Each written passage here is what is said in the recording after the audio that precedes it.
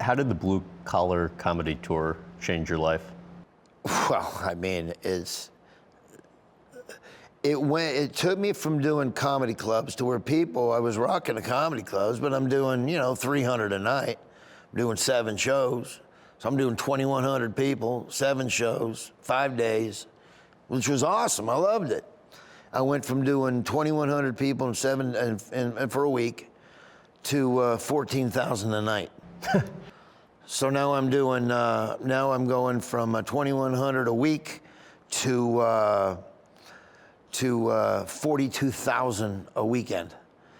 And that's what did it. How well, if at all, do you recall the first time you got a really big paycheck for your work? Oh,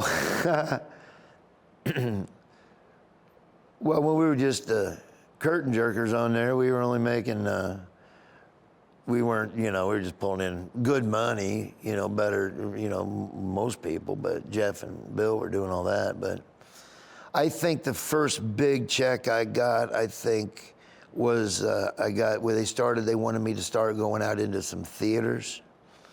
And they told me, well, we have to do a theater and it's gonna pay you this for the week. And I'm like, really? Holy mackerel. Hey, can I get a jet? Can I fly to it in a jet? Because I always wanted to fly in a jet, because Jeff always flew to his gigs in a jet. So I'm thinking, I can avoid the airport. How much would a little Learjet cost? Because I didn't care, I'd never made that much money in my life. Right. So I'm thinking, well, if the Learjet's half of that, dude, I'm making good money, and I'm flying a Learjet. Right. You know what I mean? Not thinking, well, fly Delta like you normally do, and then you get all that. Right. But I didn't. I flew regular, but and it was like amazing. I'm thinking, wow, you can actually make this much money in comedy. Well, 3 years after I thought that, I was making 15 times what they were offering. Right. It's unbelievable when you start hitting a stride and you start being successful in the entertainment business, how you get to a level and you're like king of the world. And then you don't realize, whoa. There's another level right there. And right below that's another level. And you're still at this level. Even though you think you're at a good level, there's 3 more levels, 4 more levels. And why did you never think that all of the success that you've had would ever come to you? Oh, never in a million years. Like, no, why not? I got to tell you. Well, I don't know. You always look at people. I wasn't sure if it would or not. Here was my goal. I always thought if it happens, it happens. Here's what I want to do. I want to do what I enjoy doing for a living and make money at it. I want to be able to and maybe if I get married and have a family, I can just make enough to support my family, and this is what I do. That's what I thought. When I got into the comedy business, I had a figure in my head.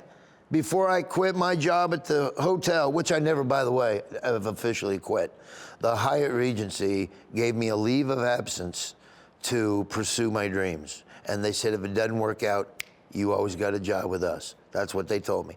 So I just never went back. And you still have the name tag, don't you? I still get the name tag. In case they might need a bellhop for a weekend, I'm there. But I had a figure in my head, and I said, if I can make X amount of money a year, I can live on that. I'm a happy guy. I will be. I've never been one of those guys where money, you want to take care of your bills. But, that kind of stuff, I just want to take care of my bills. I never really set out to be this huge star because it's so rare. When you go into something, how many comedians are there? How many can you count on your hand that can sell out arenas and a stadium or do movies? Right. It's a handful. So getting into it, you're already thinking, well, my odds are pretty slim. I just want to be funny. I want to be considered really funny, be able to have an audience that wants to come see me.